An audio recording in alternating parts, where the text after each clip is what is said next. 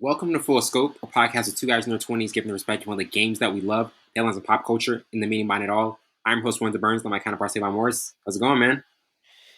Another day, another dollar, man. How's everything? It's going good, man. Playoffs heating up. Playoffs heating up, bro. Literally heating Literally up. heating up.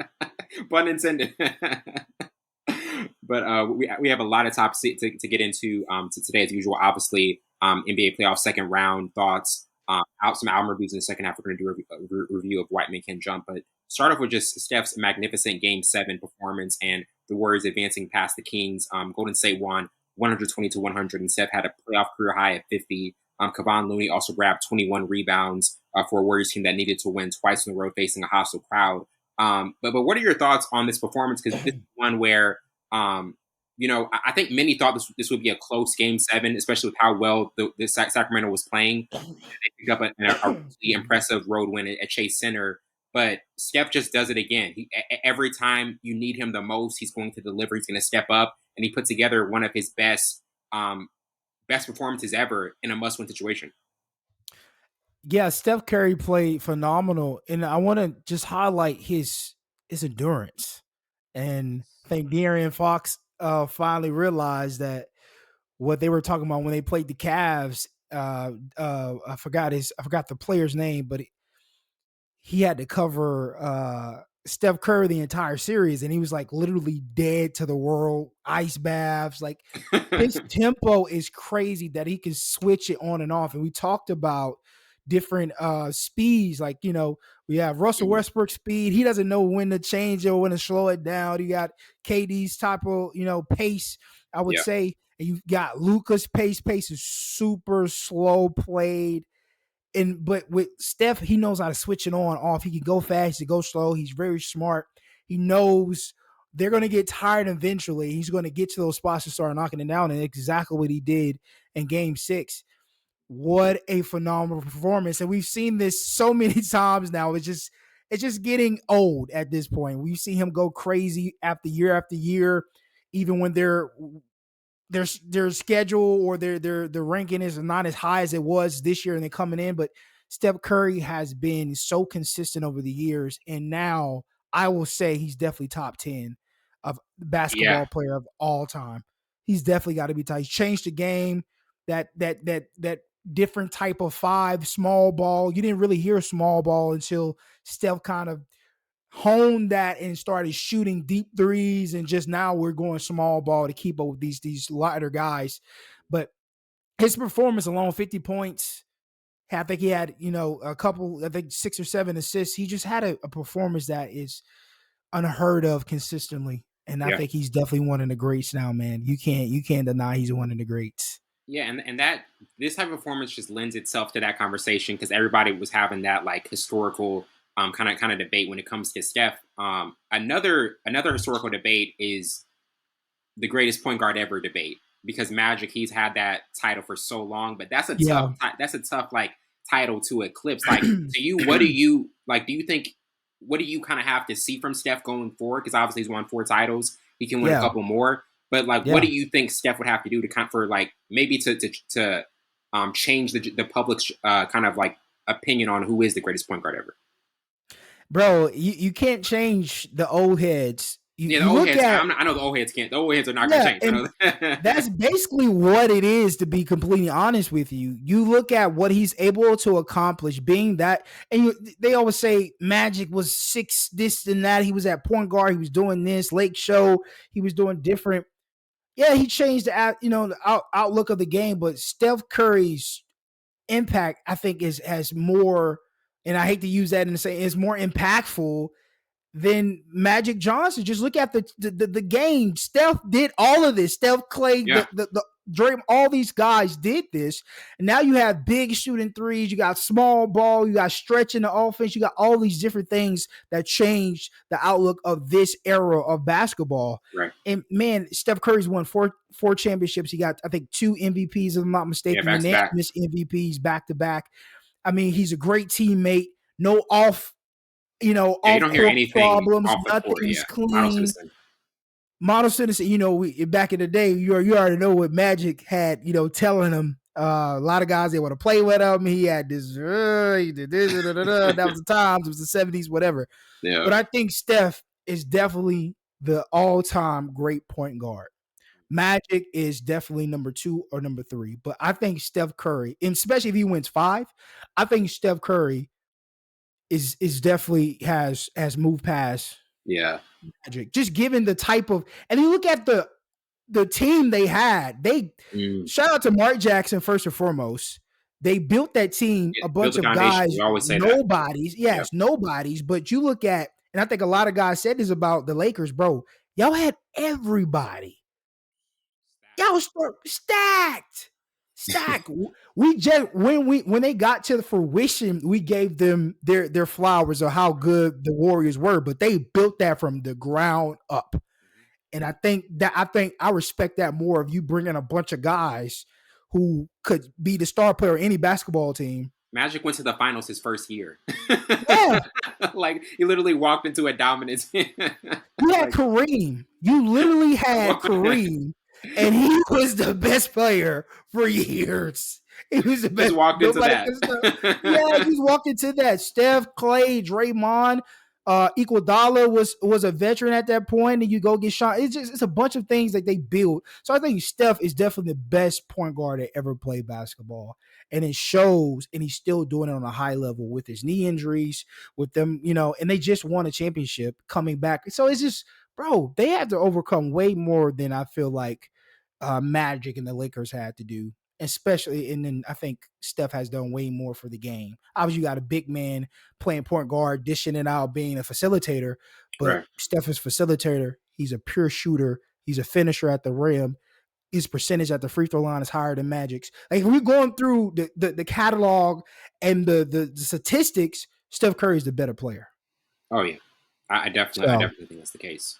And before we move on to the Warriors-Lakers preview, looking at Sacramento and also Memphis, two young teams that obviously have a lot of potential going forward. Sacramento, they really came out of nowhere this season with what Mike Brown did for them and kind of accelerated what they can do. And De'Aaron Fox, he showed us all in this series the type of player he's going to be for years to come. He's going to be a force to be reckoned with. And even Malik Monk had extremely high potent games. But looking at both teams between Sacramento and Memphis that didn't advance past the first round, which future of either team would you rather have and are kind of more optimistic about? That's a tough question because you look at what Memphis is about to do. They're about to just declutter their entire roster. We already seen the headline Dylan that they're Brooks. not going to Dylan Brooks is not going to come back. I'm pretty sure Bane is they're gonna ship Bane out eventually. They'll probably try to trade him and get some other some pieces. And then obviously you got the draft of next year. So I think they're gonna be moving a lot of pieces. And then you look at the Kings, I think they're gonna ask some veteran guys. It's a hard question because we didn't foresee none of this coming, especially for the aspect of the Grizzlies being out first round of playoffs because they were playing so good. They were playing well, young team playing with each other. Then you got the Kings that just came out of nowhere and started playing because we've been looking at Fox for years to come and be that guy. We just seen a glimpse of what he can do. Yeah. So now can he do that next year? Now that the spotlight is back on him and back on Monk, because these guys coming out of Kentucky, highly sought after, drafting out of Kentucky, but can they sustain that? It's a hard question because now we got Memphis about to just declutter, and then Kings, they're going to have to figure out some other pieces to sustain what they did this year. So it's a hard question because I don't know. Yeah, that is tough. It's up in the air. It's up in the air for both organizations. Mm-hmm. Absolutely. And now looking ahead to the Warriors-Lakers series starting tonight at Golden State.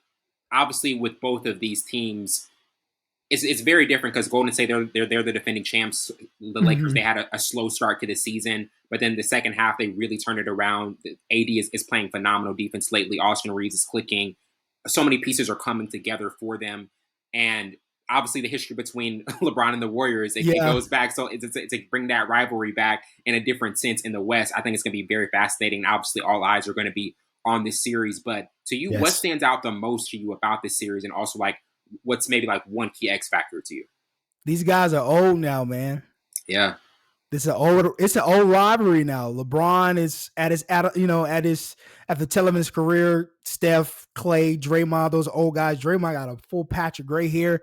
So this has become an old rivalry, and we know what to expect. But now it's different because LeBron James is not as youthful, who can carry this team for 7 games if it goes to 7 games. Now you need these younger guys, and AD or Rush, Austin Reeves. You Yeah, need these Schroeder. these guys to come off and make a statement. Make a statement. They're gonna have to do what the Kings do: slap them in the mouth early and hang on for dear life. Yeah. Because once the Warriors get in the groove, and we see what Steph is still has a lot in the tank, and these guys are focused, It's a it's going to headache. be hard to beat them. LeBron James cannot carry this team for 7 games. These guys are going to have to. AD's going to have to play good front court and back court. Russ has to have the game he had. He's going to have to be that every game. Game 6. Yeah. What he did. He's going to be like that every game. So all these guys going to have to step up. This is win or go home. And everybody saying who's listening, obviously it's win or go home, but no, it's win or go home because these guys are hungry. Warriors are hungry. They were down. They had to come back. They had to fight. They lost. We talked about this, the case study Warriors. Case study and then they lost. I was just thinking about that. I was like, man, the last episode I was talking about case study Warriors, then they lose. Yes. I wanted to tag you, but I was like, nah. They're gonna win it. They're gonna win it out. They're not gonna go to game 7. But I was like, so well, there goes the case study Warriors. Yeah, case study Warriors. But they're hungry, bro. Steph Curry smelled blood in the water, and then this is the old rivalry. They know what to expect from each other. They got pushed to the brink. They got pushed to the brink and remembered who they are. Now, that's the thing. They got pushed to the brink. Like that was the best chance for them to get knocked out, and now they're like they're I think they're going to be locked in for this series. I think this is going to be a tough series, but yes, getting that extra push from that Sacramento series and now coming back, I think it's going to be a different level. Just especially when you look at the perimeter play, because the perimeter play with Steph Clay versus Austin Reeves and D'Angelo Russell, that's going to be a key matchup as well. Because this is a perimeter type based team, and if they dominate from the perimeter, and LA has to kind of get more dominance in the paint, because AD is going to be the best player, the best big man. That's going to be the interesting contrast. And I'm interested to see what matchups are going to go with, especially when LeBron sits and AD sits. I wonder what the lineup is going to be. Is AD going to play all the minutes? He's going to play 40 minutes, 39 minutes. He's going to play majority of it because he's going to have to be that, because we've seen when he's out, their defense goes down. He's been the defensive presence in this last series. He's going to have to be that this series. So I'm wondering how they're going to play with the minutes and what matchups are going to go with who. And I think they match up well when it comes to transition to basketball. I think both of them run really well. They're always going and trying to finish in the transition, but turnovers is going to be a big one too. Can the Lakers have a higher turnover rate than the Warriors? I'm saying, is it everything going to be precise? Are they going to slow it down? Are they going to really look at what they're doing instead of trying to keep pace with the Warriors? And it's hard to do. You can't play their game to beat them. Yeah, you got to play a different game. Mm-hmm. But you still got Lakers to the finals, right? Lakers is still your pick. For sure. Yeah. So you got Lakers. Everybody counted out. Everybody counted the Lakers out. So they're not going to make them run. I'm telling you, bro. LeBron is about to win one. Another one. LeBron's about to win. 5th would be crazy. A 5th ring, yeah. And then, because what a headline. Whoever's writing this would be like one of the greatest highlight runs he's ever had on it. It maybe not the best, it would like in terms of how they more. started the season. In terms of how they started, yeah. Especially you pass Kareem too. Yes. And you pass Kareem. Right. And this is just a crazy season. So if you at the age of 38 get a championship ring, man, that GOAT debate's gonna look a little different. He's already the GOAT to me. I mean, it's a preference thing for a lot of people. A lot of people hate LeBron. I think LeBron's the GOAT, man. He's my GOAT. Yeah, man. He's my GOAT. Absolutely. And now transitioning to the Heat picking up Game 1 versus the Knicks. Miami won 108-101 on the road. Jimmy Butler had 25 points, 11 rebounds. Gabe Vincent also scored 20. And the main downfall for the Knicks was going 7 for 34 behind the arc, missing a chance to kind of break open the game early. But to you, looking at this game, and also just this series, Jimmy Butler, he's out for game 2. Injuries have kind of plagued Miami so far. What stands out to you in this series, and also what the Knicks kind of have to do to get back into it? Shoot better. And I know that's like obviously, but if you're 7 for 34 behind the arc, and that's what they live and breathe by, because you look at that lineup, there's no Barrett has been underwhelming.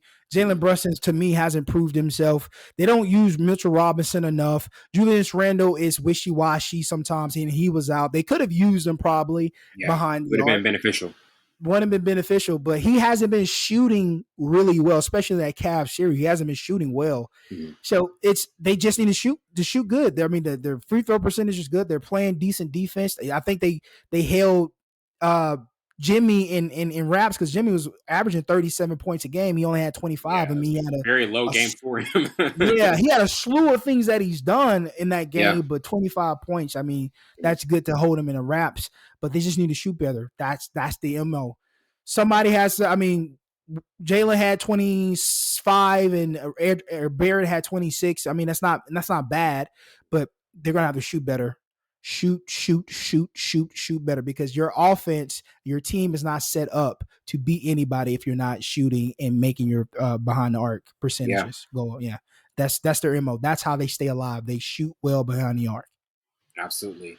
And after listening to the Sixers road win in Boston, game 1 without Embiid, who actually was announced, Joel Embiid won the MVP today, and I think many people kind of felt as though like that he had the most dominant season. He was the most available player out of the 3 candidates. And Philly won 119 to 115. James Harden had 45, one of his best playoff performances in recent memory. Tyrese Maxey also added 26, and Tobias Harris finished with 18.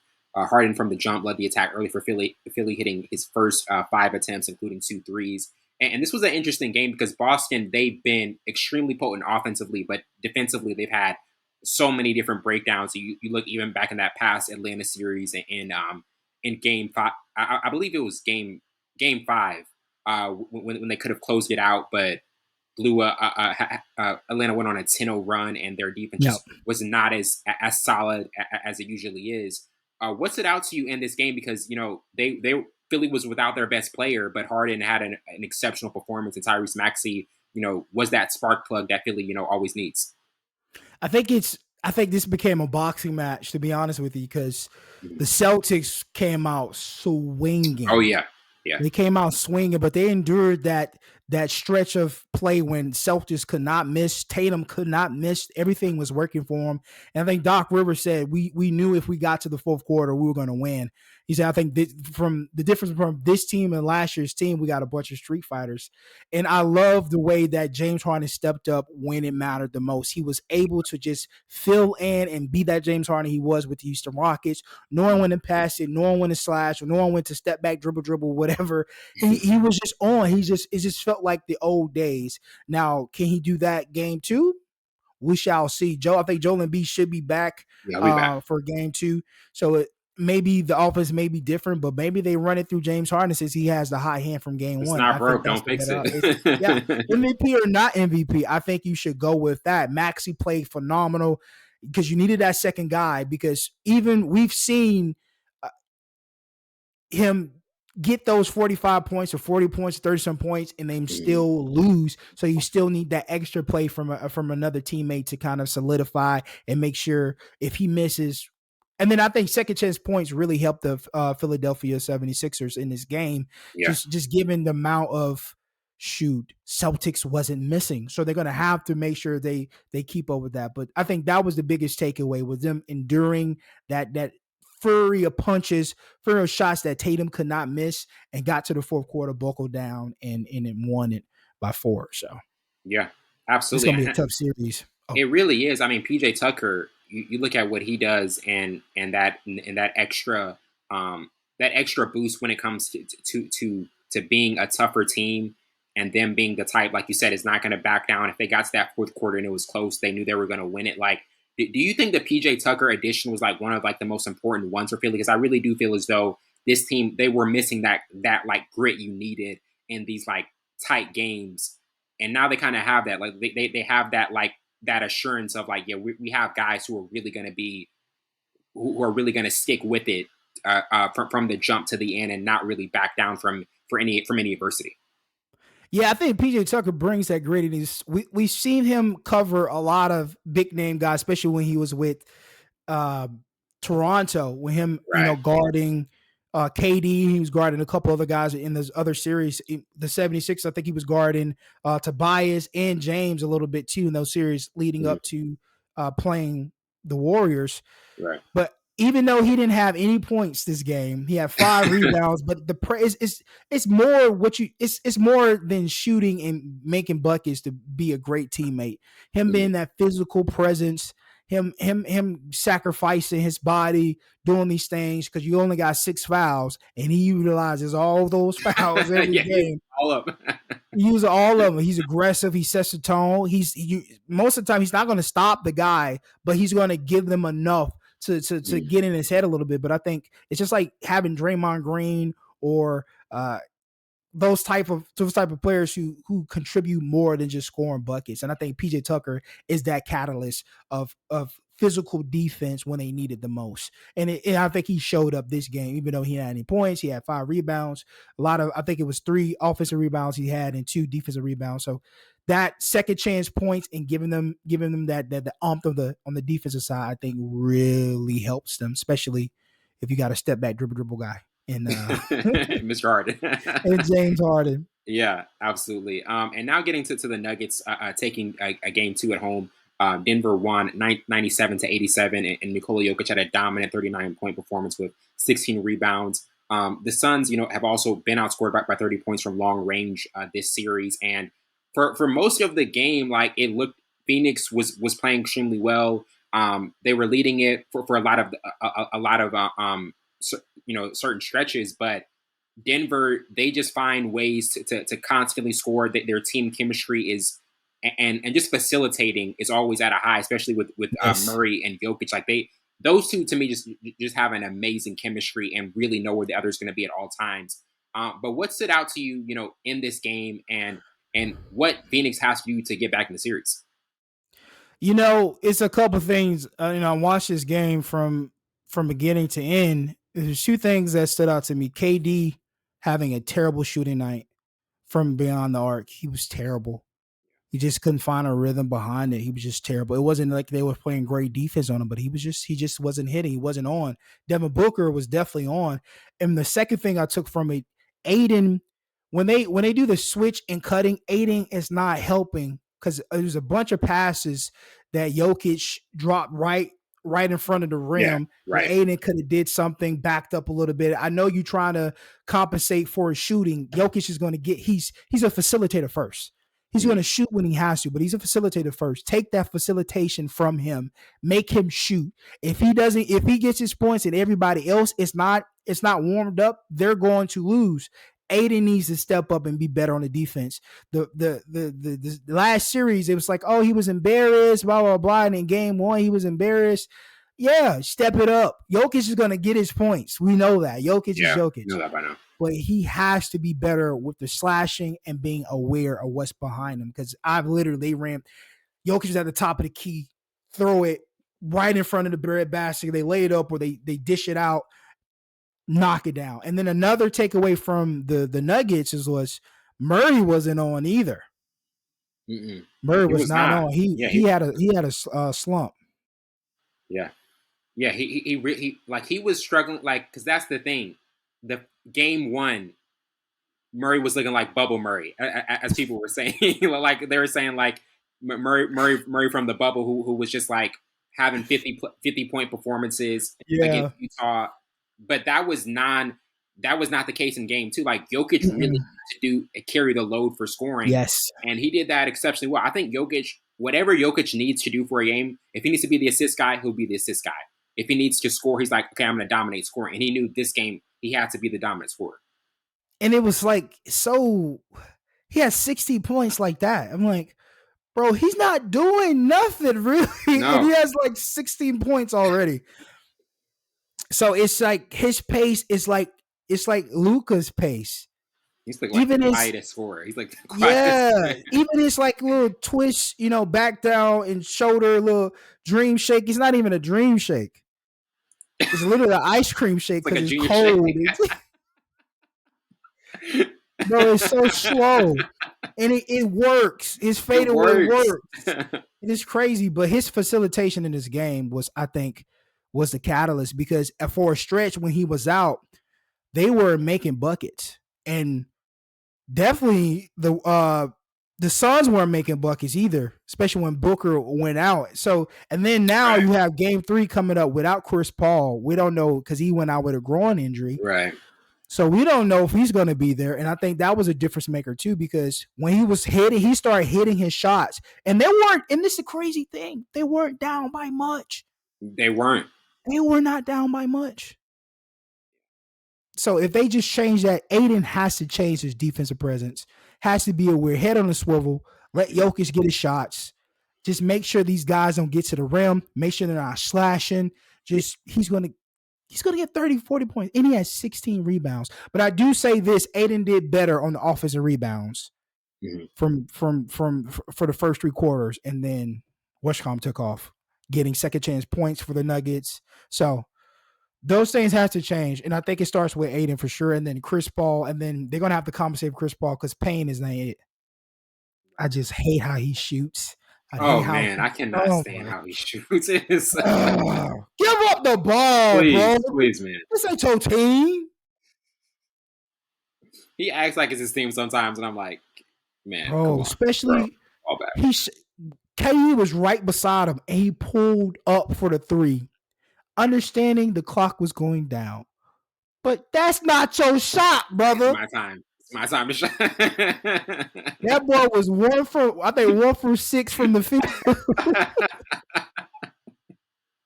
Give up the ball. Give up the ball. And now transitioning to the NFL with some NFL draft takeaways. And for me, like the resurgence of running backs is one because 2 were taken in the first round of the draft. Yeah. Texas, Bijan Robinson, also Alabama's Jahmyr Gibbs, and these 2 are the most talent, are 2 of the most talented running backs into the draft since Saquon Barkley in 2018. But what were some main takeaways, or maybe a couple standout players for you from this draft? I was thrown off by Colts getting Anthony Richardson. Not saying they should have got Will Levis either. I'm not a big fan of Will Levis, who got beat out for the starting job. And then he had a lot of interceptions. Yeah, he had some bright spots, but he definitely should have went second and third round like he did. But I think the biggest takeaway I got from this was CJ Stroud going to the Texans. I think he can come in and make an immediate impact because I won't call him a robot, but he plays things to the T. It's not most of the time he's going to adjust. He can adjust at the line and read the defense, but most of the time he's not going to steer away from the plan. If the play is that play, he's going to do that play. He's not going to extend it most times, but he has a cannon. He's accurate on most of his deep ball throws. He's more accurate, medium, and lower, but I think he will be a good quarterback situation for the Houston Texans coming from game 1, even the preseason. I think he's going to be obviously going to be the starter. He was picked second round, but then Will Anderson. That defense with D'Amico Ryans at the helms of head coach, and that defensive mindset they're going to bring. I think he's going to be crazy. I think he's going to have the impact of the guy, the defensive lineman that went to Dallas. Everybody's talking about. Forgot his name. What's his name? This is why I should know this. I should know this. Everybody's talking about it. He can move around. Oh my gosh. Oh my gosh, Dallas Cowboys. And Wellington normally. Yeah, usually I'm That's why we have this. That's why we live. It's okay. It's okay. It's all good, guys. You can see the imperfections. We're the struggle. Wow. Why is his name Micah Parsons? Michael Parsons. How did I let that slip up? I was literally. I think he's going to have the impact of Michael Parsons had. has had. I think he's that type of caliber defensive guy because you can move him around, you can stand him up. He's good in coverage.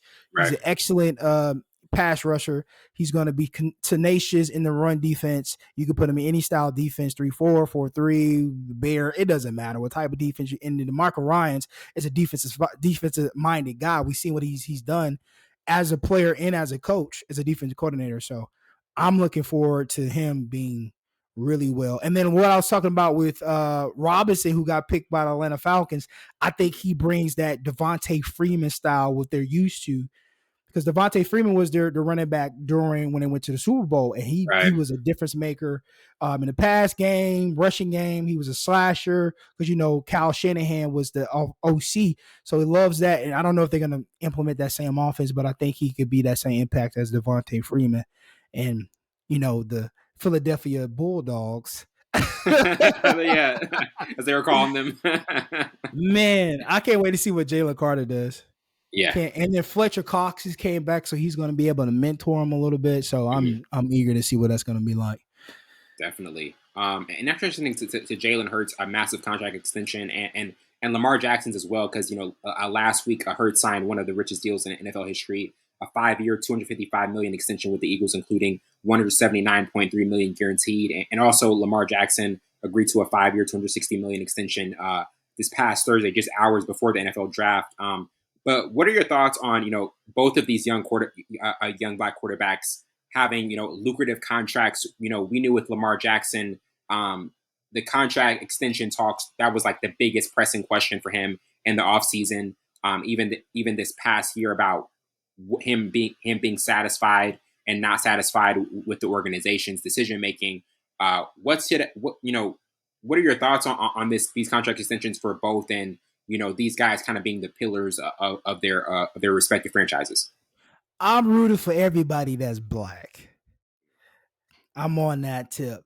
But man, what a awesome opportunity and recognition for both of these quarterbacks, not just being a black quarterback. And I think obviously you have to highlight that because black quarterbacks don't get these type of contracts. And Patrick Mahomes kind of paved the way for Yeah, this to happen trailblazer. because Mike Vick never had the huge contract being the number one highest player, or Cunningham or Donovan McNabb. He had a big contract, but he wasn't the highest paid quarterback. So to be able to have these opportunities for these black quarterbacks to do so, man, what opportunity, what recognition they have. But just to talk about Jalen Hurts, bro, he just gets better every single year. He's worth every penny that he's got. They just Yeah, went to the Super Bowl, just missed it by a little bit, but Philadelphia Eagles has become this organization that is fixing fast. that's true. They're fixing so fast. I forgot what game. I think it was the Titans game, and they got ran over in the running game. They went out and got a Dominican Sue. They got another defensive lineman to fix that problem. So now they got two other dogs. They got some young guys, Jalen Carter, and all these guys who played together, have that chemistry. So now they trust each other. So it's just how they're moving is so great for organization, and It and is. now your players are trusting you as an organization to make these moves to make us better and find the money to make us better. But Jalen Hurts is going to be a top tier quarterback for years to come. He just gets better every year. And his leadership, oh my gosh, I think that's what I like most about him. Yeah, his Because top ability. yeah, he checks boxes, but his leadership and how he leads his team, and now they're trusting him to open the playbook, and now he's a dog. And Lamar Jackson, it's gonna be a huge target on his back if he doesn't succeed the way he has. You know what I mean? If he got the Right. big contract, which I think he Yeah. deserved, but now it's because his style of play doesn't merit this big contract because he's hurt, he's been hurt for the past couple of years, or he's not his play is not going to be staying in the NFL, bro. Run pass option and option in itself has been around for almost 2012, 10 Hmm. plus 10, 9 Yeah. years, but it's going 10 plus years. So it's going to be around. It started with RG3, to be honest, or technically it started with Cam Newton.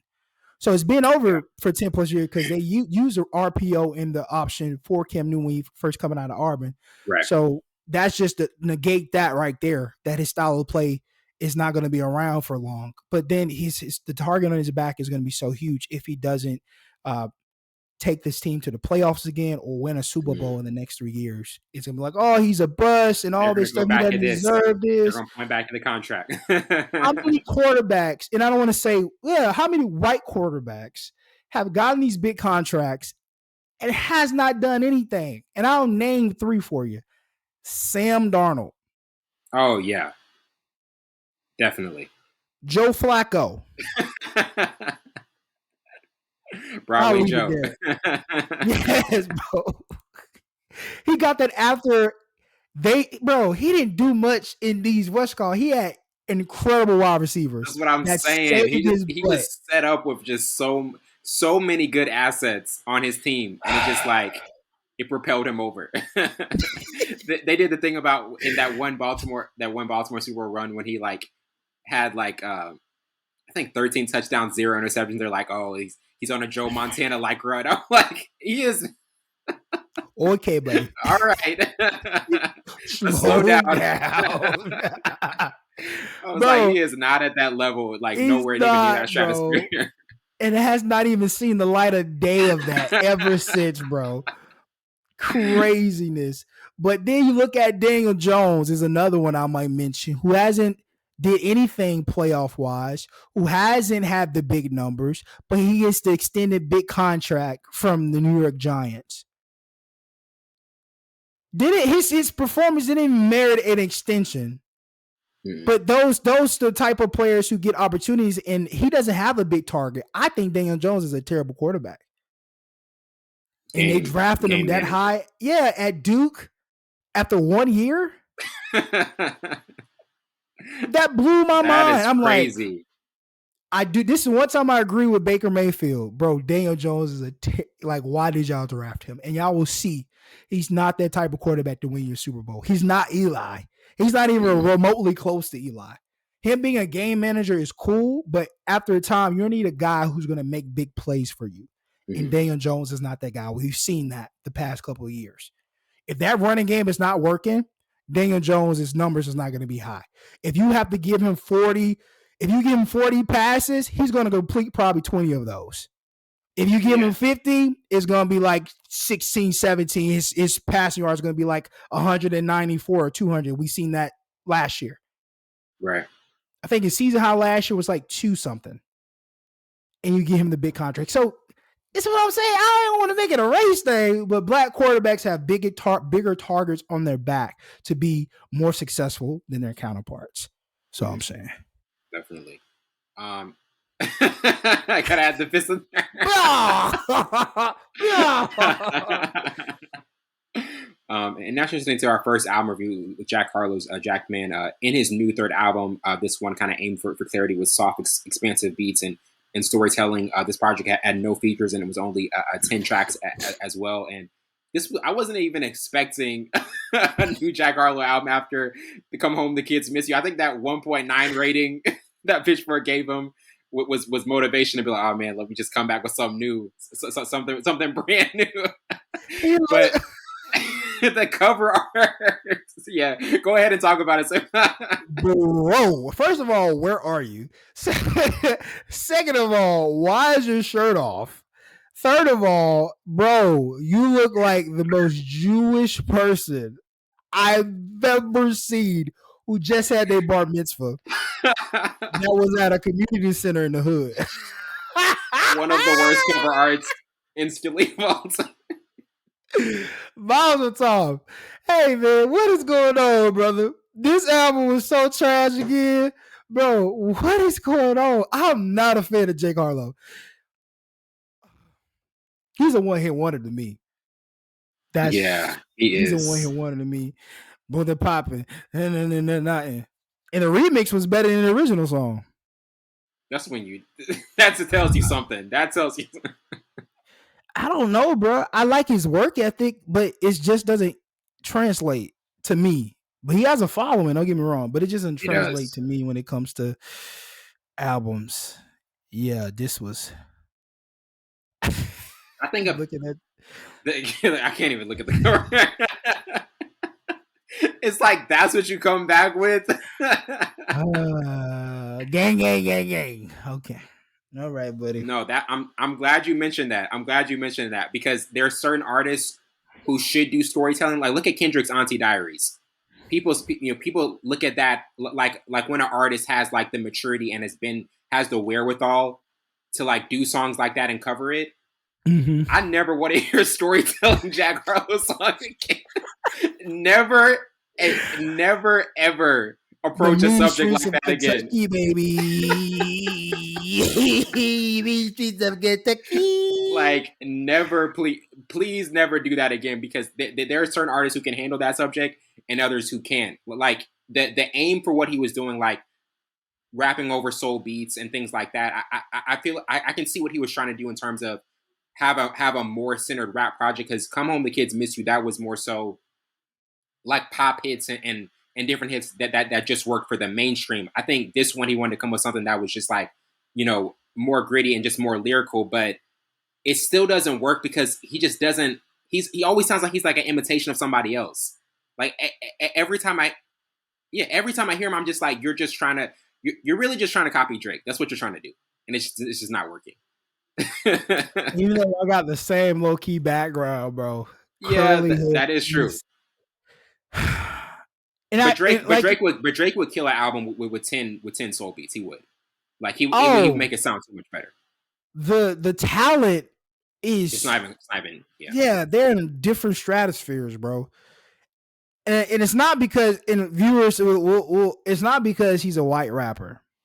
Not saying that. I think Eminem is one of the Mac most. Miller. Mac Miller is Mac Miller, bro. We love Mac. We talk about we reviewed old Mac Miller albums in the past. We love his music.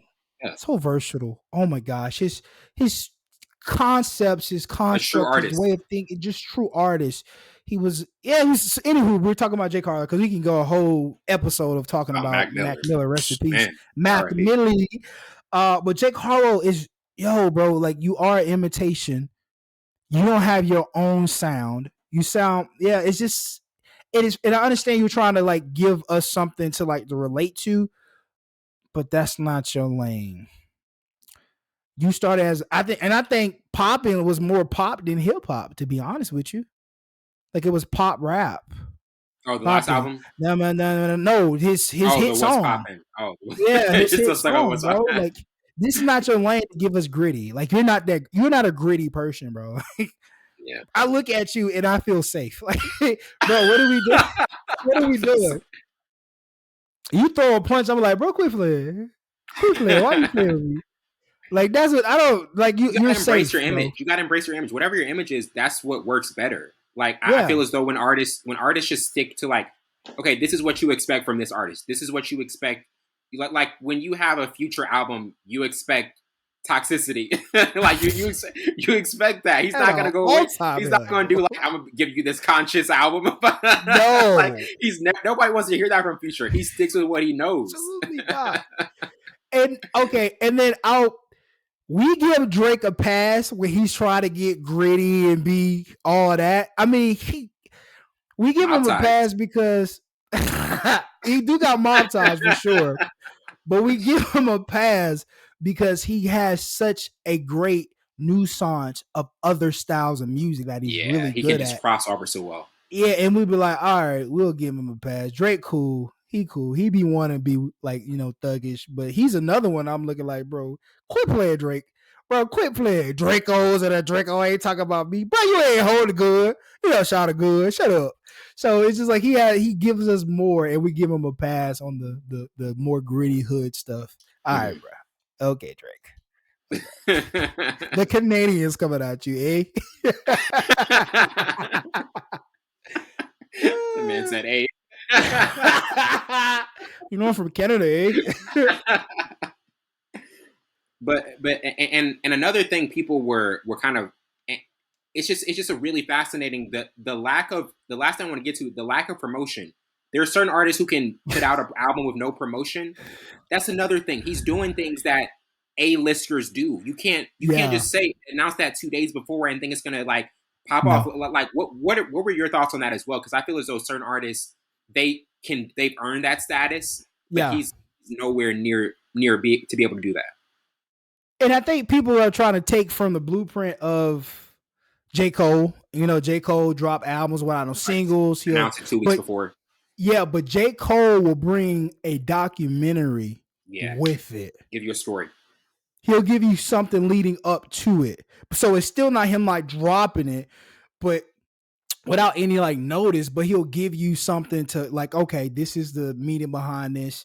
I don't know if I would have still watched it if Jake Harlow dropped the documentary of this, but Mm. if you're not a A-list, and most A-listers don't do that. They know in the music game is It's not so smart. saturated. It's not smart. Yeah. You need some type of marketing. If it's going to be a documentary, cool. If it's going to be a single, cool.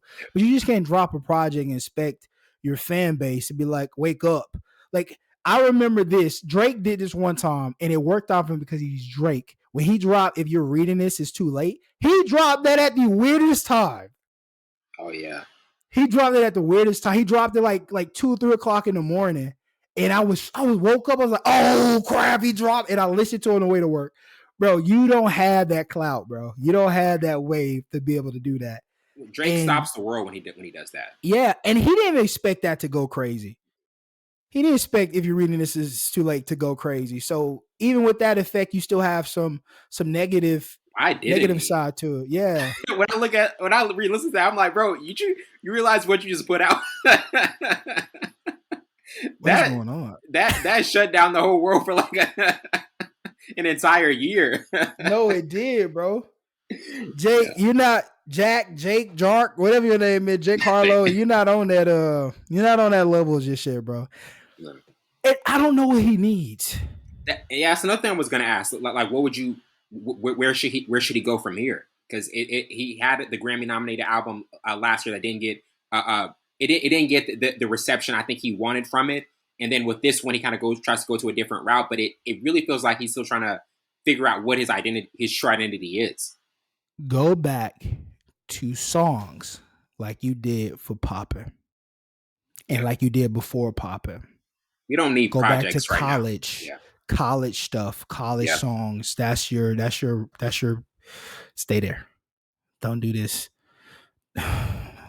Why is this man's shirt off? I'm so tired of this. I'm so tired of this. Why are you looking like that? Yeah, that's another thing. Bro, why are you looking like that, bro? Come home, the kids miss you. Then the next album, he's shirtless. he didn't come back home. He didn't come back home. He's homeless. That's insane, bro. I digress. Yeah. That's insane. Yeah. Cover arts matter, listeners. Cover arts matters. Yes, dude. I'm not about to listen to a song with a dude shirt off. Like, bro, you gotta be Lil Wayne or somebody. Yeah, you gotta be Lil Wayne or somebody, bro, who's been in the game for years. That we be like, all right, bro, I give you a pass, bro. You wheezy. Exactly. But now transitioning to our next album review with Baby Roses Through and Through. In her new project and sophomore album, Rose said, quote, her new album means everything to her. Through and Through shows different sides of me, pieces to make up a whole, end quote. And, she comes with soul intensity and sounds and thoughts that hang in the air. But what were your thoughts on this, sophomore album from her and what's it out the most? Oh, man, this was different from the time you put on Go. And it's just like, her voice is so distinguished. It has that deep side to it that she can get to. It sort of reminds me of, and I'm not a big fan of Sade, and I know my daddy went crazy on me, and my parents like, you don't like Sade? I'm like, bro, I don't think Sade's music is good. Wow. Like all that, and I'm not a real fan of Sade, bro. I don't see it. But it reminds me of Sade because Sade could get down to that deep, that tenor, style, whatever, and then she can switch it up too. And then she was rapping a little bit in this, and that one with Smino on it. Yeah, that beat go crazy. That beat goes crazy. Smino fit perfectly. And Smino fit perfectly on it. He just and just got snug. But this was her joy. This was a good project. Yeah. It definitely showed different sides of her versatility and finding different ways to utilize her voice. And because Go, you be like, dang, why she sound like a dude? But it's so it fits so well, and it Right. brings that, it gets you prepared for what you're about to listen to. You're not just about to listen to a monotone same octave singing or rapping or whatever. I'm about to switch it up, and I'm gonna start with this, and then I'm gonna take you here. So she took me different parts, different places, and then I like that. I like that she was versatile, and she took me different places, so my ears won't get used to her sounding like this or saying this. It gave me some versatility, and my ears kind of liked it. No, but no, I thought this was solid. Yeah, Definitely solid. absolutely. And in an article, in an interview she did with New York Times last week, she even said like she wants to take from different genres, like from the '70s, '80s, and '90s. Like, can you kind of tell that she like listens to like older artists and like older genres and tries to take back from the past, but also tries to stay relevant in the current? I'm pretty sure she listened to Sade. Yeah, I'm pretty that's what I was. sure. Yeah, when I saw that, I was like, she definitely listens to Sade. Yeah, because just that different. Because like I said, she'll go to that, and then she'll like go to different places and different octaves. But yeah, I definitely think she takes from different eras of music, and as well as I feel like she has her own sound within that, because Right. you can take from different eras, but you still, nobody sounds like her. I don't hear anybody sounding like her. So Mm. I think, but she definitely probably listened to Sade. That's the first thing I heard Oh, when I for heard sure. this. I'm like, oh, she sounds like Sade, and Yeah, she's doing, yeah, but it's in her own right, in her own in field. her Like own she, way. Yeah, yeah, absolutely. and it Um, was 11 songs. Can't forget love that. that. Love that. Gotcha, like that. Definitely. And now transitioning to our next review with Hit Boy Surfer Drown. And this album from this past March and Hit Boy's debut, it kind of cements his ability as a performer and producer. His unique sound expands from boom bap to more modern type beats. What stood out to the most to you in this project, and also some of the collaborators that obviously he starts off the best way you can, picking having Nas. Obviously, him and Nas have collaborated so many times with the King Disease So many series. times. But what what collaborators do you think worked the best on this project, and some of your takeaways from it? One of the most slept on artists for sure. Dom Kennedy and Love Currency. Yes.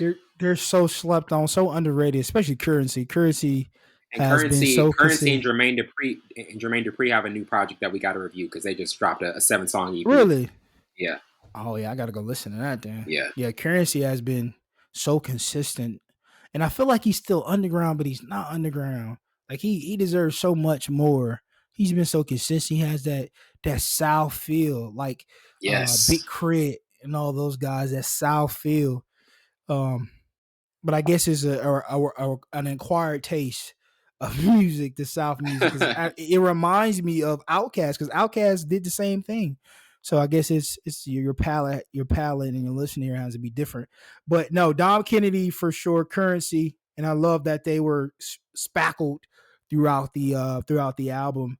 The one that caught me off was with James, the MTR one, because he don't put Oh, out his James own Fauntleroy. music. James Yeah, he don't Fauntleroy. put out his Yeah, own I'm music, and upset I at that. hate I'm it. upset.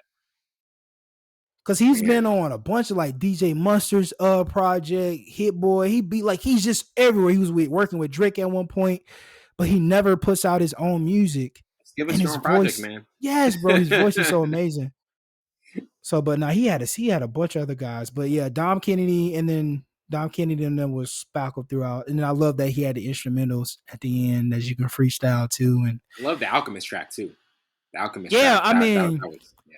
We said yeah, we talk about the Alchemist too. Like we're starting to get some. I'm starting to get some feedback, man. Y'all talk about the Alchemist every episode. bro, Alchemist is the guy, He's the bro. guy though. Like Like who else can we talk? he's like, bro, he's like Jay Dilla. Like, I don't Mm, understand how they get these things or be so creative with just like listening to one thing and then just make an entire production around that one thing. Like Jay Dilla did it so crazy. Jay Dilla top five. If you don't have Jay Dilla in your top five of something's wrong with you. greatest producers, something is wrong. Bro, I listened to, I was on Instagram probably a month ago, they had all the stuff that he did, like a little part one, part two of all the he sampled, and I'm just listening to him like, bro, he got that from that, and it don't even sound like it, and I'm like, what? He had something from like the discos or something, and he like sampled just like a little part at the end of the hook, and he made it into a crazy beat. And I'm like, bro, I wish I had that type of talent. I don't. Alchemist is just like that. His ability to find new ways to produce and find different melodies within just one thing. It could be and he can make a beat. He would make that go crazy. Yeah, bro. So it's just like, bro, you have to give people their flowers because nobody talks about the Alchemist enough. And he's a pretty funny, wired guy. Yo, like him so being with Action Bronson, them, it just be funny. Yeah, definitely. And after transition to our next review with Coco O's Many Ways review. In this new single, one that follows a bit of an hiatus since her 2021 album, It's a Process. This track has a laid-back feel to it and has a bounce to it, along with a simple bass line and the hum of synth piano chords. What were your thoughts on this single and what she was trying to convey in the song? We've covered her before, right? Yeah, her 2021 album, It's a Process. Yeah, I thought so. We covered her before. I can't remember what I said about that album, but this was. Before I say anything, do you think this was a single song? It's more of an album type. Okay, it's gonna sound amazing with the album. Yeah, this was like, okay, it was cool. It was all right, cool. Like she might put a little seasoning on her food, but that's hilarious. Coco, we love you. I am so sorry, Coco. But now it was straight. I didn't think it was a single song. I thought it needed something else to kind of bring it to its entirety and bring it out a little more and to bring some context. I feel like she's an album artist, though. I feel like she just you're gonna be wowed by her albums compared to her singles.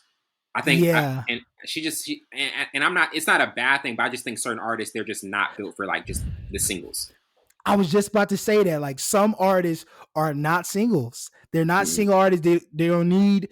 They're gonna drop. And when you have artists like that, you got to drop a music video. You got to drop a visual or something to kind of, because you drop this. I mean, this doesn't get saved or played multiple times. Right. You don't keep going back to it. Yeah, this is a song you let play through with other songs to kind of like bridge the gap. Like, okay, that was cool. All right, go to the next one. But yeah, this definitely wasn't a single song. And we have to patent this because I don't think anybody else says if it's an album song or a single song in their podcast. Nobody else does. Nobody else doing full scope. Nobody in full scope. Yeah, full scope, baby. Come on now. She did do like a live, like just run through of her album. It's a Process. Like it was like a live set after she dropped it. I don't know that, and I feel like that. I'm gonna go look at that because I feel like that's probably what she fits into. Like just like, let me do a live feel of my album, take you through it. Almost, I feel like she would sound great on a Tiny Desk. You know how they do like the Tiny Desk concert, something like that. You know what I mean? Excellent idea. You should be her manager, bro.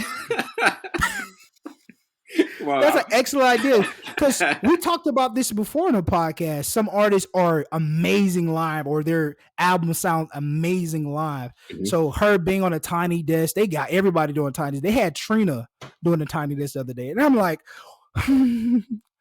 why? And she did Nan. People who like, it's cool to have rappers on there, but it should be mostly for singers. I think so. It's built for singers. Yeah, if you have Trina over there talking about I ain't worried about name, I'm like, bro, what? What are we doing here? Like having when Usher did it. Oh my god, amazing! Miguel did it, bro. Amazing. Yes. Summer Walker was even straight. Her was amazing. SZA hasn't did it yet. I think that'll be a good one. And that'll show her she can really sing. SZA can really sing. It's just not autotune. But she's so like she's so hesitant of like doing public stuff. She's like, I don't want to go out. She doesn't really like going out. If Summer Walker can do it, baby girl, I know SZA can do it. Summer Walker is a walking emo. Like, the girl is weird, bro. And I'll get into our last review with Nas Illmatic, a throwback one. This project from 1994, cemented Nas into the elite group of MCs. The sharp articulation and finely detailed lyrics really coincided perfectly with Nas' no nonsense urban tales. But this is deemed by many, obviously, like this is one of by many to be considered one of the greatest hip hop albums in the 90s and just overall that we've ever had. And it is considered to be the peak album from Nas that we've seen. Obviously, he's went on another run with the King's Disease series, but this is kind of like deemed his like magnum opus. But to you looking back at this project and what it did, it's another time capsule project. In that spring summertime for New York, that just really just it was the anthem. It was the anthem soundtrack. It was the anthem for everybody. In the East Coast. What do you think about it even to this day and just what it meant? Bro, this was like such a foolproof album. Like they had no leaking holes. The songs went together. It flowed well. The lyricism was there. The bars were there. It was it's a foolproof album. It's near perfect. And I won't give any album perfection, but this was definitely near perfect because it's always it's not unheard of, but it's rare that even an artist himself or herself say, I thought this album was perfect. I wouldn't change nothing about it. Even Drake, Rarely I hear that. think I thought Wishcom was super perfect. Uh, Nothing was the same, but he was That's a like, perfect man, album. it was certain things I would change about it, like how I said things or what this went. Like so it's I won't give Yeah, a project nothing perfect, but this was near perfect for sure. It had no it holes in was. it. It flowed well, nice precise of songs. And yeah, it's just a staple. Like that's New York. That's Nas is just Nas, bro. He's just talented. It's just one of those guys. The voice, the cadence, the You know what I mean? bars, the Like lyricism. it's so like when you can say like an album is literally like this location or like oh this is East Coast, this is West Coast. Like it's for that. It's for that area. That's like a rare achievement to pull off. Like are there like when an artist is able to do that, like what kind of mindset do you think Nas was in? Like obviously, we don't know specifically everything that he was thinking about, but like, do you Mhm. think it was one of those albums where he was like, I'm just gonna put out something, I have to put out something concise to like really show what I can do, or I'm gonna make something that's really for New York and my area that can just be replayed years and years from now. It's a mixture of both. He just the season or the state he was in because he was beefing. So when you beef Right. with somebody and you're competitive, it's gonna bring something out of you that you didn't know was there or that you just that had untouched because he had Ether on here and Ether is still one of the greatest dish records ever in hip hop. It was so well polished, so well thought out. It was just again near perfect. It's man, when you drop a diss track, it's a lot of things that could go wrong. It's a lot of things. Yeah. It's only so many things you could say. But with Ether, bro, he just laid it out like a blueprint. No pun intended. Come on, Wellington, I'm on it Oh because man, blueprint is Jay that Z. was different. That was different. Come on now, you gotta do Yeah. Oh shoot. man. But he was in a different state of mind, man. It was crazy. Was Like in an he was in empire a state of groove. Yes, it's just coming out of me, bro. It just come out of me, man. I need a microphone. Oh, right here. But nah, he was just in a groove, bro. And I yeah, think that was ignited, and we got a great project out of it because of this beef, because of his competitiveness. We got a great project out of it. Still today, man, Ether is still considered one of the greatest freaking diss tracks. And ever. that was literally eons ago, bro. That was '01. Yeah. That's That was crazy. this is back then. Like it just wasn't one of those like throwaways. It meant something. It meant something back then. Yes. If you did a diss track, you had to come. Now everybody do a diss track. It's just whatever, bro. Like, all right, bro. Why do you even do this? This a regular song. What are we doing here? What was the last like great diss track we've had like recently? Whoa, that's a good question. And everything went back to Drake. I I don't know keep thinking why. about W Freestyle. Because don't get me wrong, WestConf diss track was nice too, though. Um, Pusha T's, See, oh yeah, sorry, yeah, Addy. Pusha Yeah, T's yeah. diss No, he track came with it. wasn't. Came Yeah, with it. it was nice. It was well thought out. It was definitely lyrical. But other than that, even with the Meat Mill thing, it was still Drake. Like there hasn't been like a big time diss where it was just like okay, them going back and forth, and this is, but it hasn't been since Drake them. To be honest with you, It's funny because like about a year ago, Joe Budden said the last beef and rap we haven't seen yet is Drake and Kendrick. That's like the last rap beef like we so haven't seen. We subtle. probably will never will never see No, because those guys are too subtle. They're never gonna like directly say it. They're yeah, gonna throw like subtle jabs, but they're not gonna like directly go at it. because I think Kendrick will win. I think so too. I think Kendrick is more lyrical than Drake. And Drake have bars, but I think obviously when you set bars aside, Kendrick he will paint you a picture. Look at the stuff he He's gonna said do it in in an the artistic way that's gonna be like, yes, man, bro. I can't do that. Cause he did it in the cipher. Yeah, Like and it went over people's head. I'm like, bro, he just bodied Drake without even bodying Drake. And yeah. that's crazy. But I think Kendrick will win. And I think that's why Drake has it. Drake will do like subtle jabs here and there, but He's it'll kind of done take all you. the beefs. He's kind of done all the beefs that he has. That Yeah. he doesn't. I don't think he really wants to get back into that. And I don't think Kendrick's that type of guy to just to put out a beef, just a beef song, like a diss track Right. for a rapper. It's got to be for an album. Well, he did it for Jake. He did it at Jay-Z. The song for That. Beyonce. Oh yeah, that's true. Well, that song is so funny, bro. That's Man. We're gonna take a quick break. We'll be right back with our review of White Man Can't Jump.